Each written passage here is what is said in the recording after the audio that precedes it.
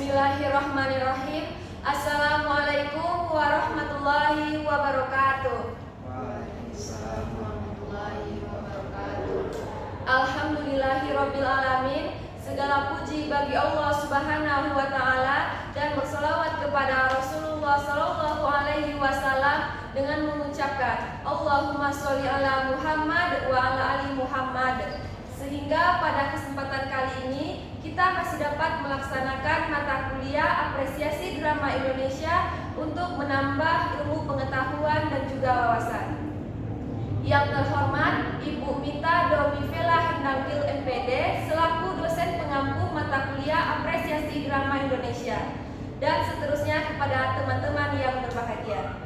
Baiklah, kami dari kelompok 3 akan mempresentasikan hasil diskusi dari kelompok kami, yang mana beranggotakan saya sendiri Bismillah Alvelina sebagai moderator, dan tentunya di sini saya tidak sendirian, saya ditemani oleh teman-teman saya.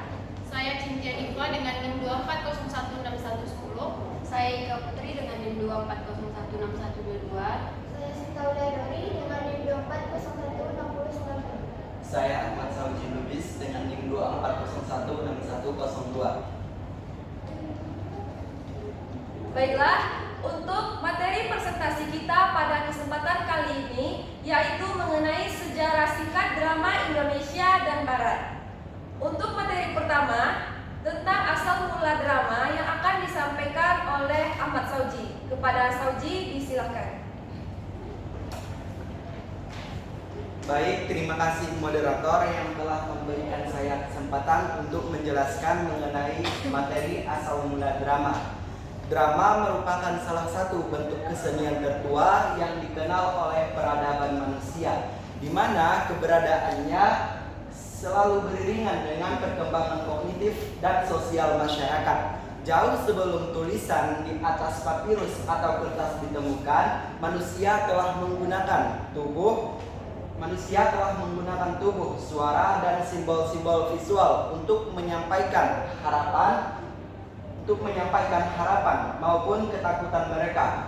Drama tidak muncul dari ruang hampa, melainkan muncul dari kebutuhan mendasar manusia untuk berbagi pengalaman kolektif, baik dalam bentuk penghormatan kepada entitas tertinggi maupun upaya untuk memahami realitas kehidupan sehari-hari melalui representasi yang estetis.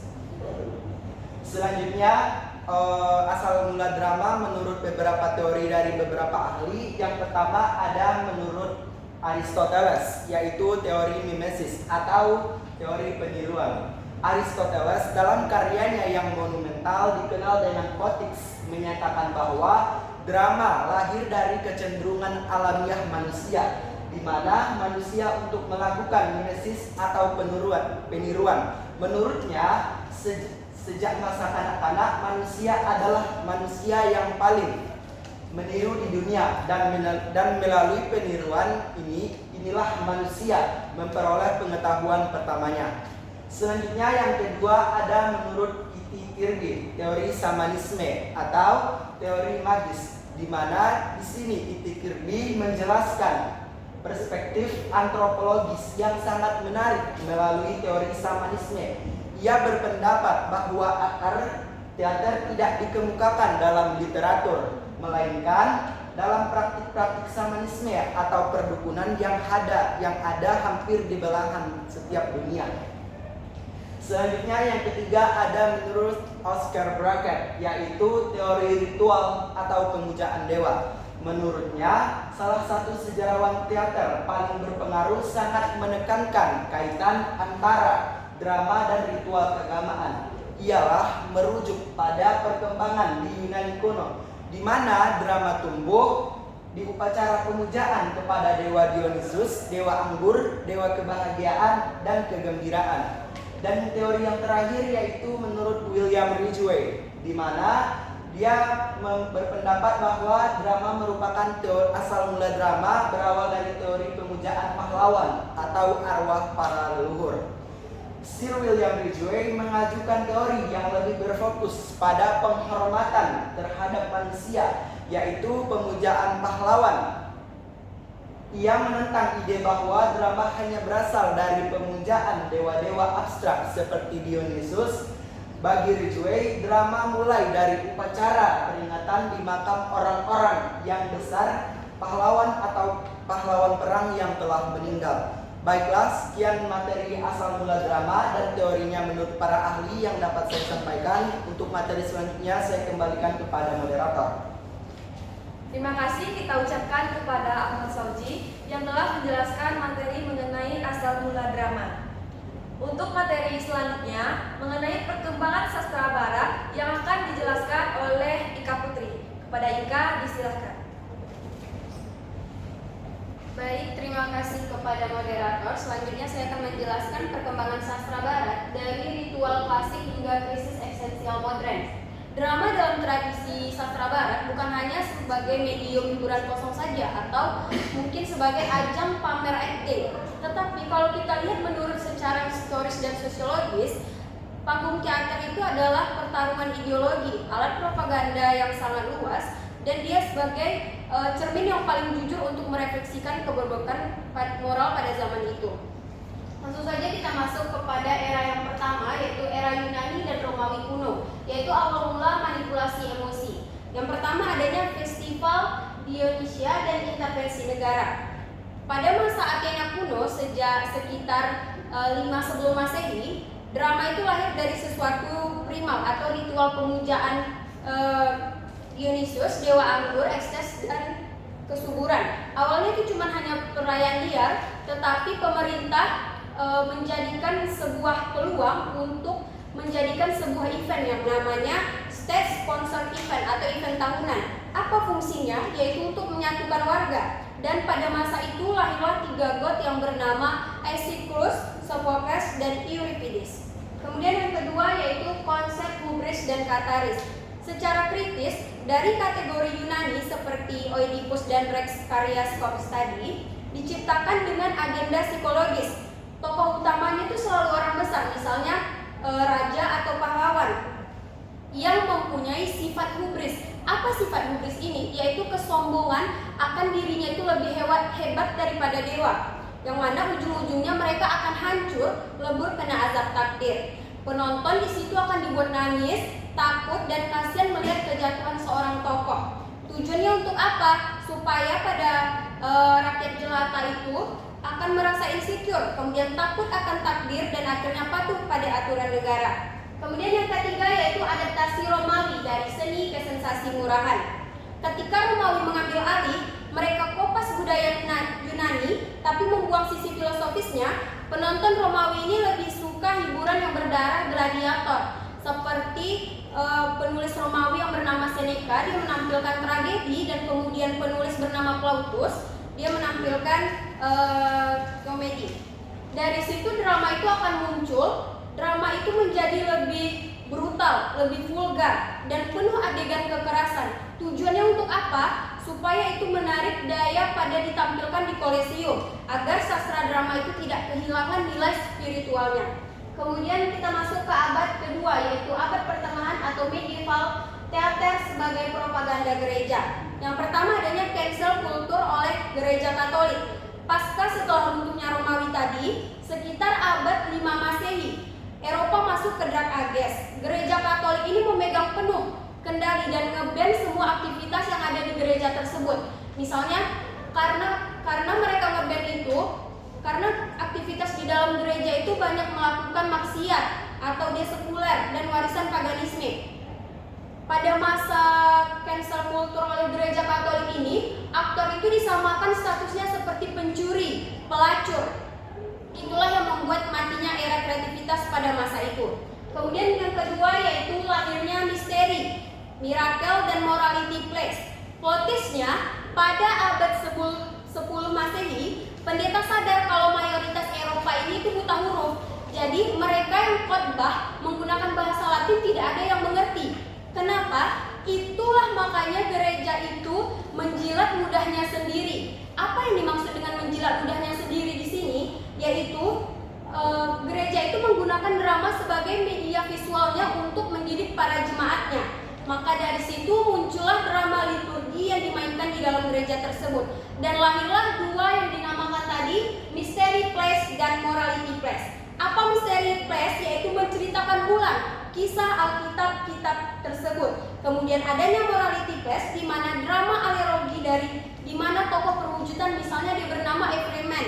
Kemudian dia didatangi oleh tokoh yang bernama kematian, kelahiran, kebaikan dan harta. Apa tujuannya di sini? Itu berfungsi sebagai mesin cuci otaknya manusia agar manusia itu takut berbuat dosa, rajin membayar kepuluhan, dan tunduk mutlak pada otoritas gereja tersebut. Kemudian kita masuk kepada abad yang ketiga yaitu Renaissance dan era Elizabethan atau pemberontakan humanisme. Memasuki abad ke-16 Masehi, kekuasaan itu mutlak goyah, kekuasaan gereja tadi mulai goyah. Orang-orang itu kembali mempelajari naskah klasik drama Yunani Romawi dan lahirlah yang namanya tadi era humanisme. Apa era humanisme itu? Yaitu keyakinan bahwa manusia punya akal budi dan berhak menentukan nasibnya sendiri, bukan sekedar tidak catur Tuhan. Dan pada masa Renaissance dan Elizabeth ini lahirlah sebuah komersil sekuler pertama di London yang bernama The Globe Theatre.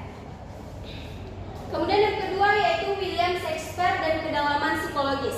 Era ini melahirkan masterpiece sastra drama lewat tokoh yang bernama William Shakespeare dan Christopher Marlowe. Kejeniusan Shakespeare ini itu lewat melalui Hamlet, Macbeth dan Othello, yang mana ia tidak menulis tentang manusia yang dihukum karena dewa lagi, melainkan manusia yang hancur karena toxic trait mereka sendiri. Apa yang dimaksud dengan toxic trait mereka sendiri? Yaitu adanya ambisi buta, kemudian adanya cemburu, adanya depresi dan overthinking. Dan kemudian Hamlet berpendapat bahwa ia berepresentasi sempurna dari manusia modern awal, yang mana maksud dia toxic trait tadi itu adanya depresi, krisis identitas, dan meragukan segala hal.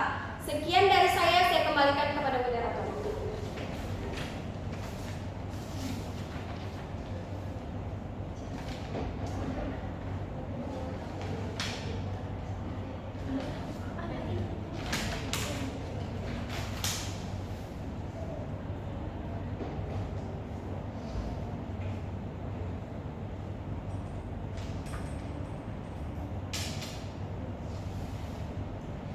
Baiklah, untuk materi selanjutnya saya akan melanjutkan materi dari Kak Putri, perkembangan sastra barat yang keempat, yaitu neoklasik dan pencerahan, atau sering juga disebut dengan elitisme dan tirani aturan.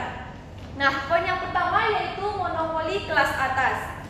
Monopoli kelas atas ini terjadi pada abad ke-17 dan pada abad ke-18. Nah, pada masa inilah masa menyebalkan bagi kebebasan seni, karena teater ini dibajak oleh kaum bangsawan. Sehingga panggung dipindahkan ke dalam ruangan yang mewah, harga tiket melambung tinggi, dan rakyat biasa dilarang masuk.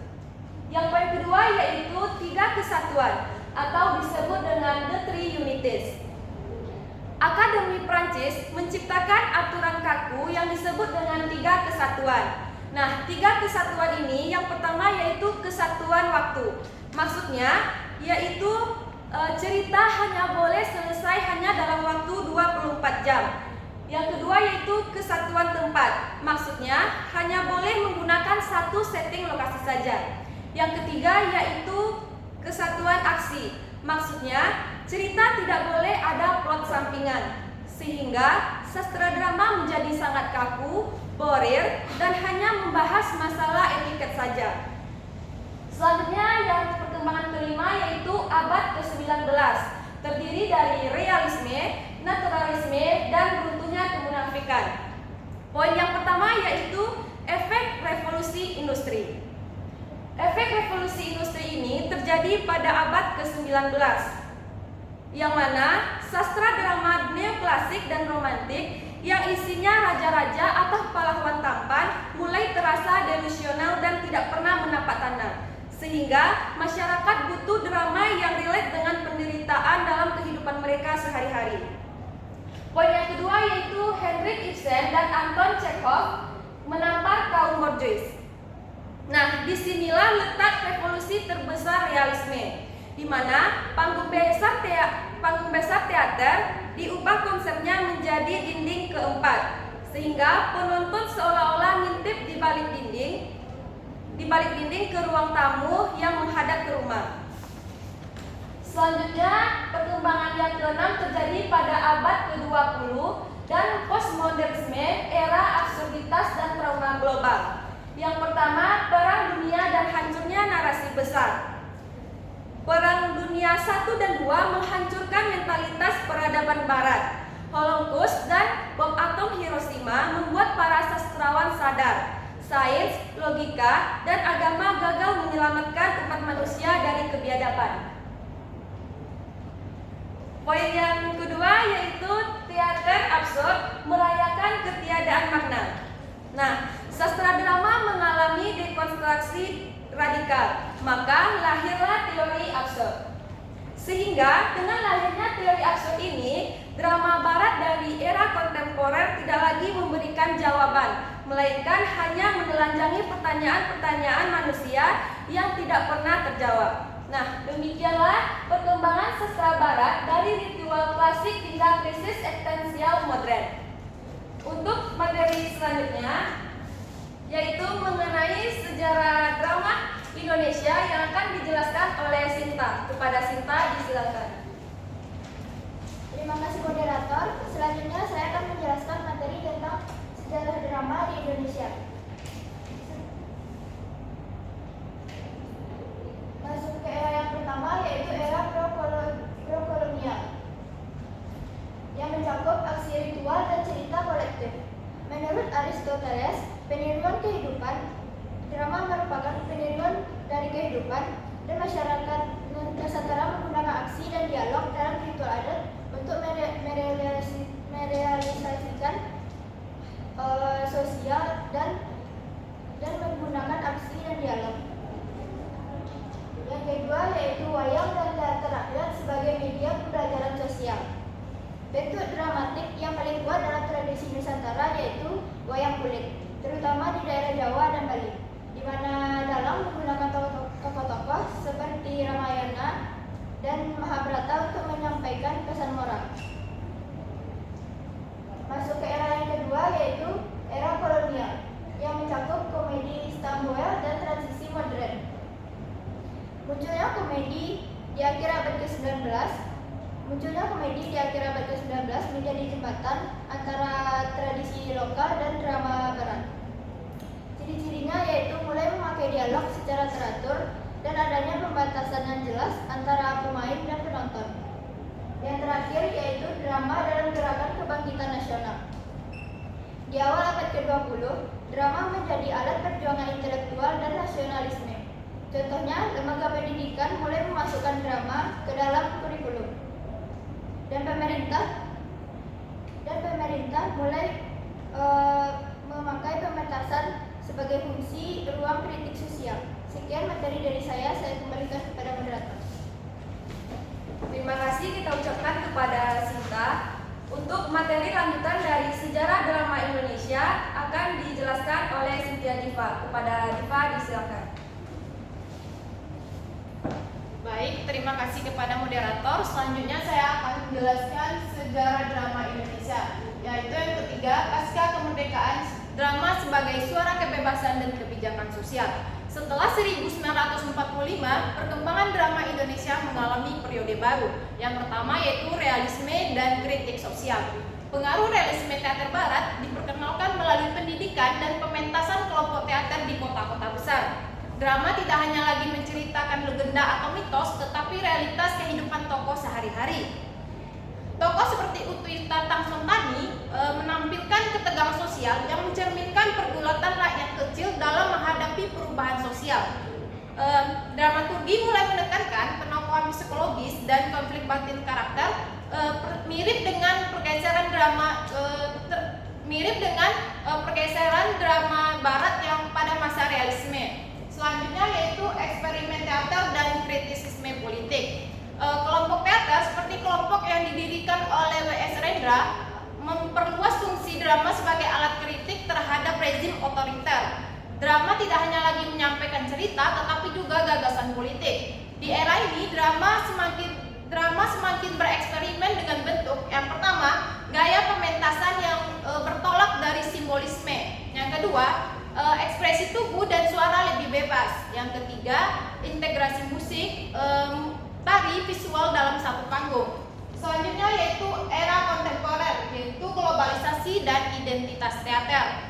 Dengan reformasi 1998 dan masuknya teknologi digital, drama Indonesia semakin berkembang. Yang pertama, drama Indonesia tidak lagi ditampilkan di gedung, tetapi juga di media digital dan ruang publik.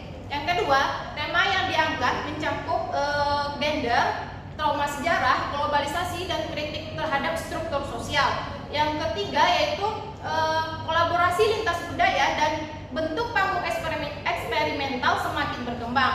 Jadi drama Indonesia ini tidak lagi terikat pada tradisi tunggal. Ia berdialog dengan sejarahnya sendiri dan dengan dunia. Ia menciptakan seni yang mengakar kuat sehingga relevan secara global. Sekian materi dari saya kembalikan kepada moderator. Terima kasih kita ucapkan kepada Diva yang telah menjelaskan materi mengenai sejarah drama Indonesia. Nah, itulah materi yang dapat kami sampaikan. Dari materi ini dapat kita simpulkan bahwa drama pada dasarnya adalah manifestasi kompleks dari kebutuhan manusia untuk mengekspresikan realitas, spiritualitas, dan sejarah kolektif melalui pertunjukan, sebagaimana terlihat dari berbagai teori asal mula seperti mimesis, Aristoteles yang menekankan peniruan kreatif untuk kataris emosional, Shamanisme Kirby yang menyoroti ritual magis sebagai performa awal, serta ritual dewa brokat dan pemujaan pahlawan Ligeway yang menunjukkan transisi dari sakral ke estetis.